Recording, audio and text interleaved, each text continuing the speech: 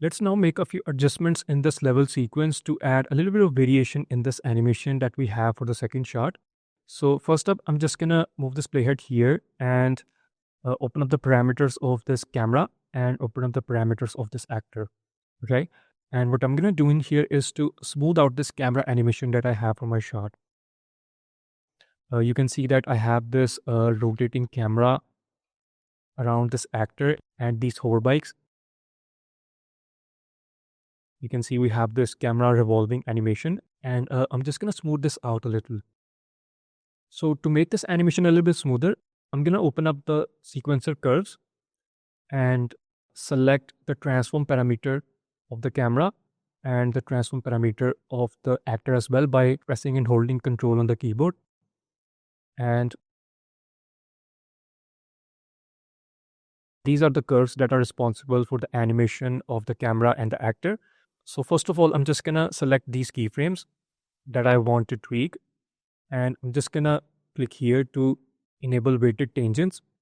And what this is gonna do is this is gonna allow us to, move and tweak these handles to adjust the animation that we have for the camera and the actor. Okay, so I'm just gonna select these two keyframes in here and select these handles, and maybe let's move them.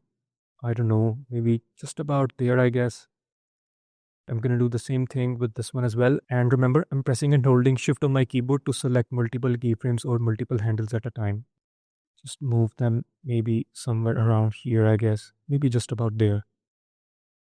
Okay. So I'm just going to save this thing, come out of this one, and let's play this animation on an enlarged window.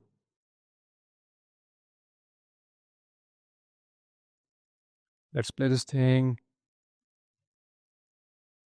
Yeah, I think it looks good.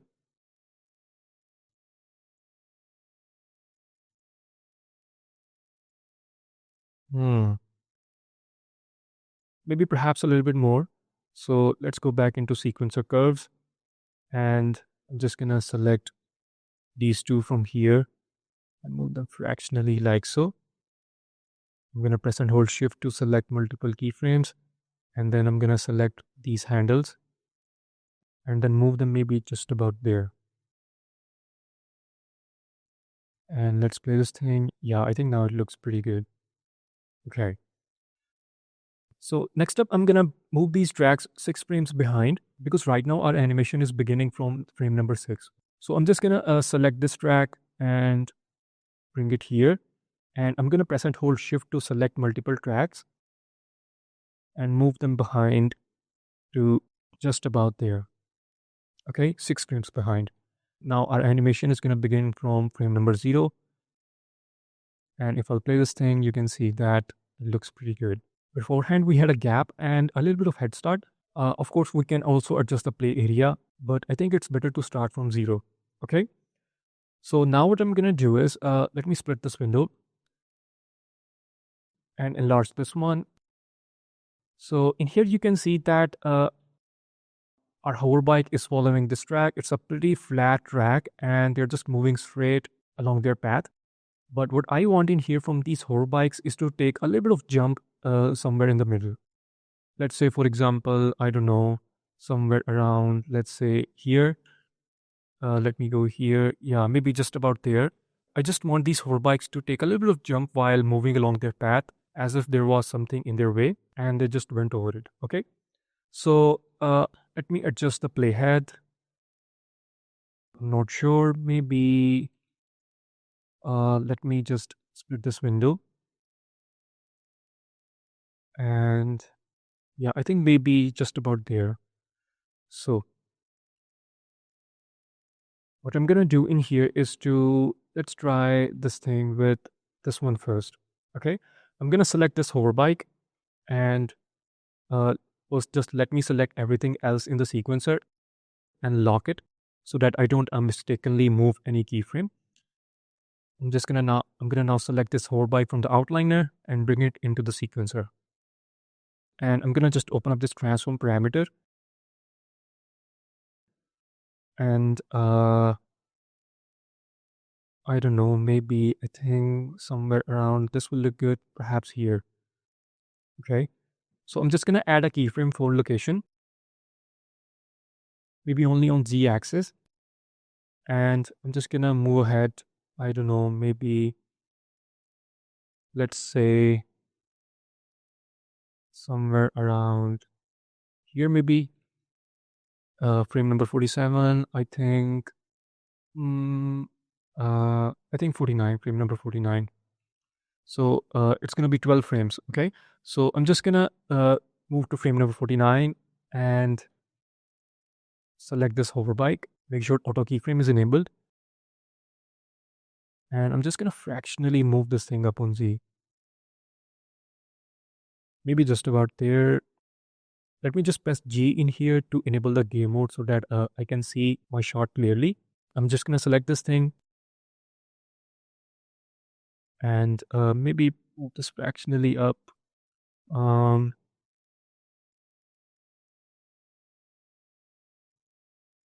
you can see now it is taking a little bit of jump in here.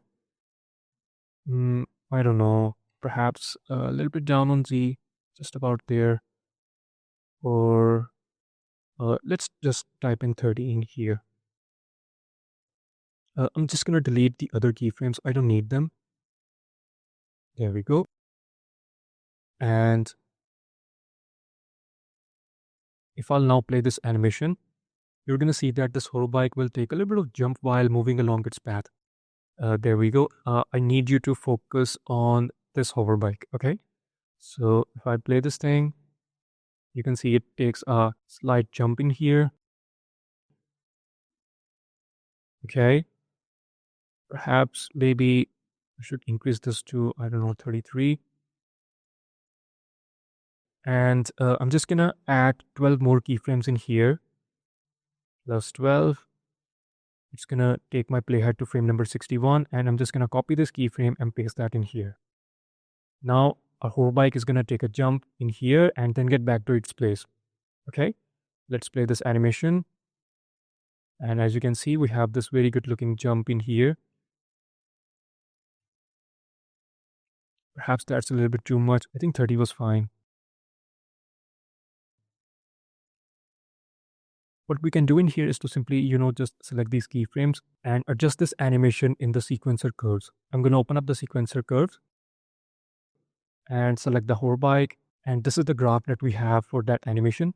I'm just going to select all of them and click here to enable weighted tangents. You can also, press your right mouse button on any keyframe to enable weighted tangents. And you can also press Ctrl and W as a shortcut. Okay. And then it's going to allow me to, move these handles to adjust the animation. So I'm just going to select this keyframe and maybe just make this curve a little bit more sloppy. And maybe just about there will look good. And I'm going to do the same thing in here as well. Just about there. Okay. I'm going to save everything, come out of this one, and let's play this animation. Yeah, I think now it looks good. Yeah, it looks pretty good. Okay. Let's also add a little bit of rotation as well. I'm just gonna go in here. Where's my hoverbike? There it is. And select this hoverbike. Add the keyframe for, I think it's gonna be the roll. And move it to maybe frame number 43. Add 6 frames. Let me just move in here. I'm gonna select this hoverbike. And maybe just fractionally move this thing. I think I have to disable the rotation snap. Oh, it is disabled. Let's try this thing again. And yeah, maybe just about there, I guess. Yeah, somewhere around here.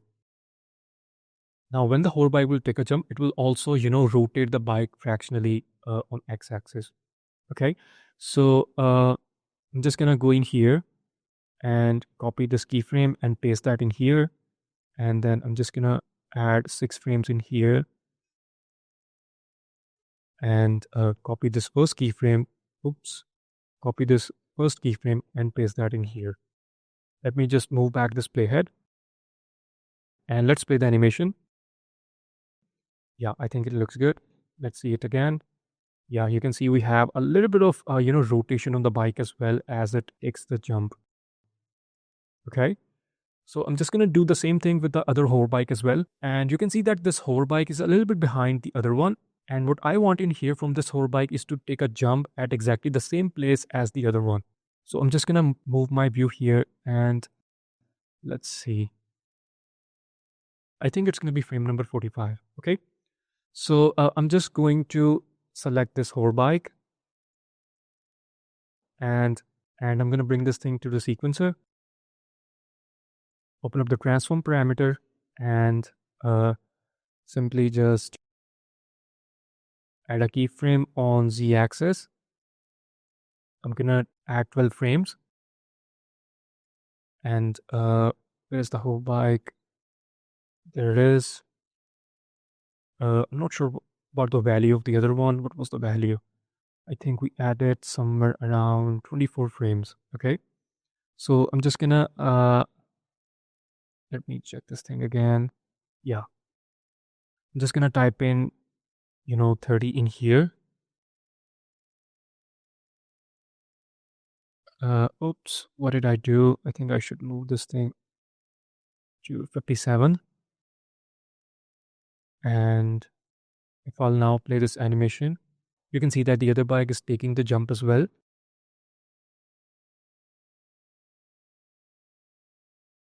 So I'm just going to add 12 more frames in here. And I think it's going to be 69. It is. Let's copy this keyframe and paste that in here. Okay. And let's see what do we have in here with these hoverbikes. Yeah, looks pretty good. Of course, we're going to have to adjust the graph of this animation. I'm just going to, select this transform parameter, open the sequencer curves, and select all these keyframes. Remember the shortcut to enable weighted tangents, it was Control W. And I'm going to select this keyframe, move the handle to just about there. And I'm just going to do the same thing with this one as well. Let's save everything. I'm going to come out of this one and let's play this animation. Yeah, I think it looks good. Okay. You can see how these tiny things are adding a little bit of variation and a realism in your shot. Yeah. Okay, let's add a little bit of rotation as well. What I can do is I can just copy these rotation keyframes from here and select this rotation parameter and press Ctrl V to paste all those keyframes. Okay. If I'll now play this animation, you can see it looks pretty good.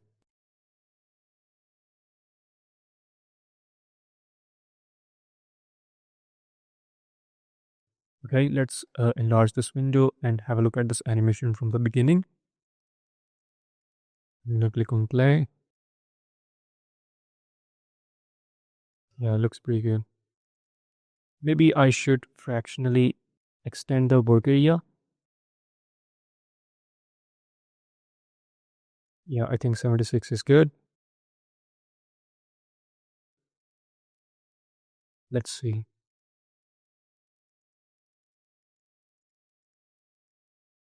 Yeah, I think it looks pretty good. Yeah. I'm going to now split this window. And the next thing that we're going to discuss in here is the camera shake. Let's save everything. And I'm going to go into the content browser, go into content and create a new folder. I'm going to rename this as camera shake underscore blueprints. And I'm just going to open up this folder and go into get content and add the blueprint. We don't need to select anything in here. I'm just going to go down in here and search for camera shake base and select this thing. Click on select and I'm going to rename this as shot 2 because this is going to be the camera shake for the second shot. And I'm going to open up this thing and just extend this thing here.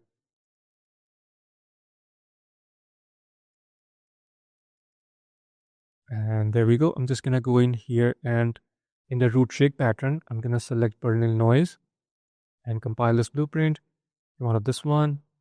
I'm going to go into the sequencer and let me unlock this track. And I'm just going to move my playhead here from where the animation begins.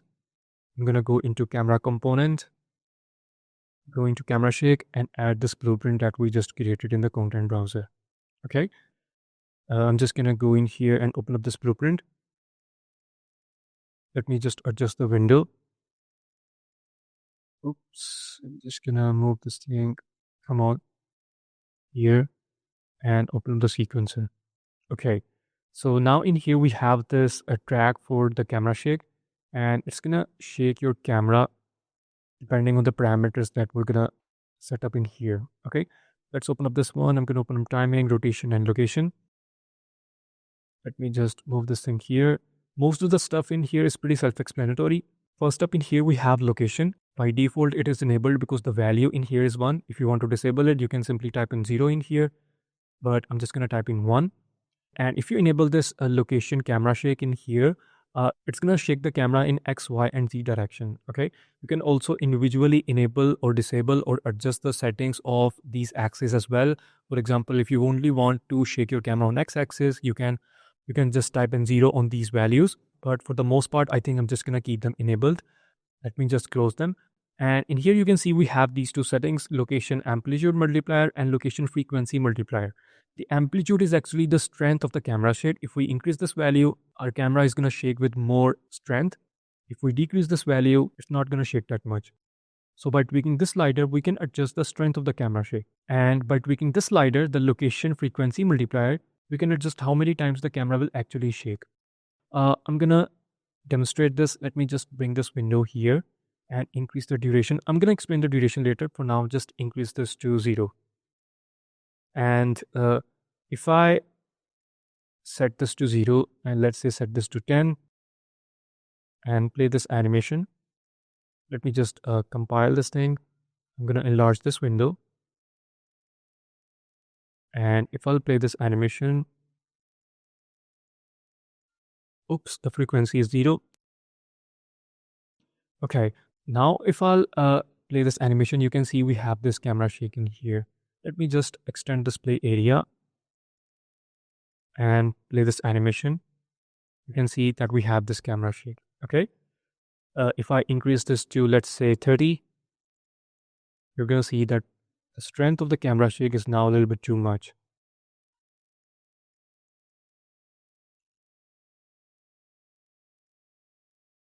So this was the amplitude. If I now increase the frequency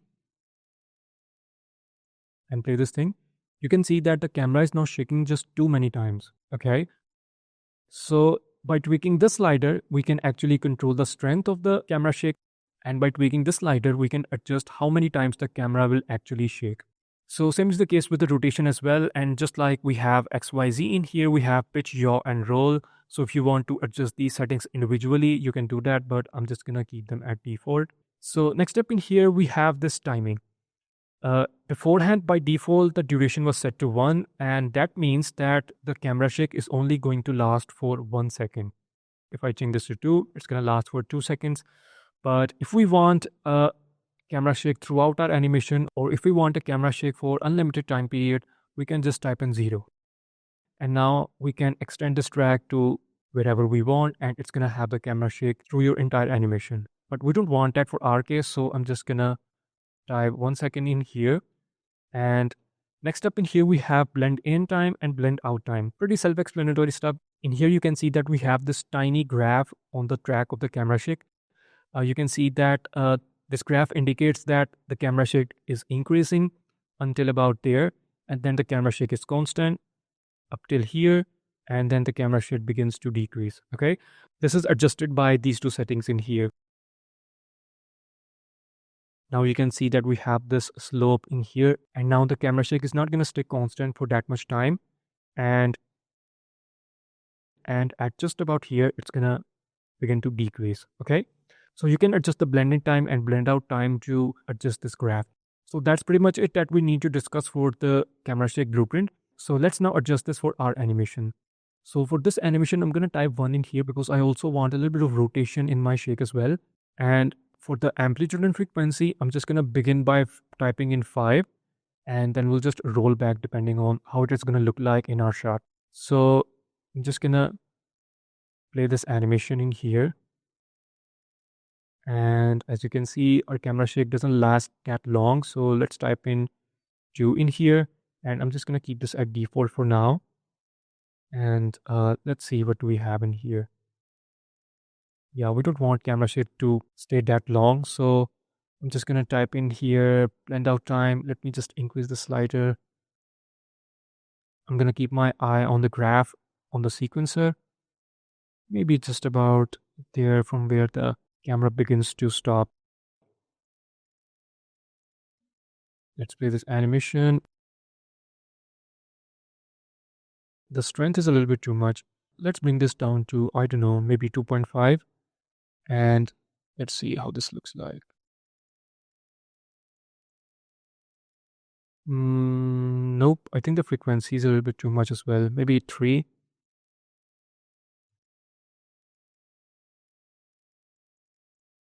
Still no. Maybe I should increase the blend out time to maybe just about there.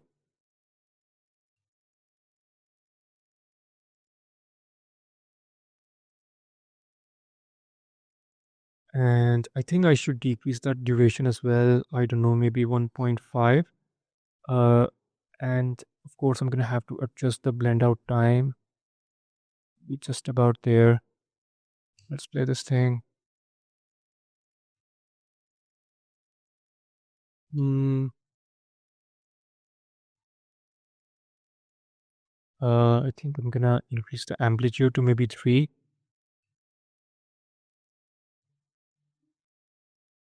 The frequency seems a little bit low, so let's type in 4 in here.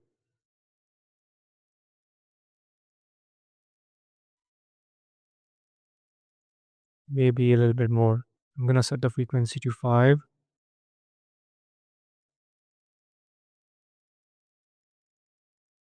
I think that looks a little bit better. The duration, I think I should increase the duration as well, maybe 1.75.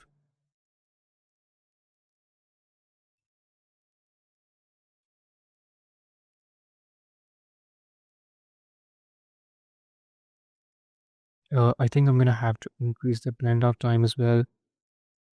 Maybe just about there.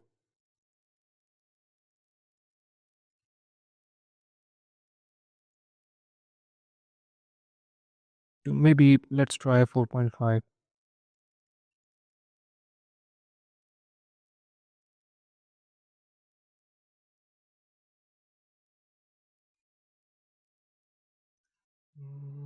I think the frequency is still a little bit too much. Let's try and 3 in here.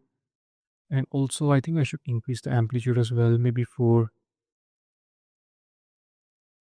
Yeah, with this 4 amplitude, I'm gonna increase this to 5.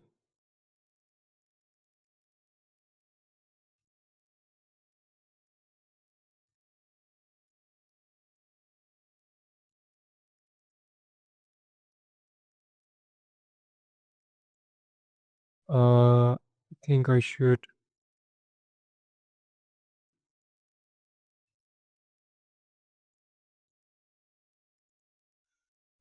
I don't know, maybe 4 in here as well.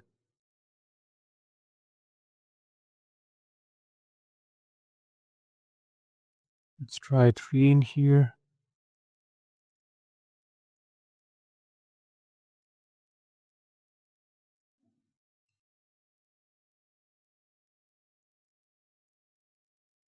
Yeah, I think 3 look.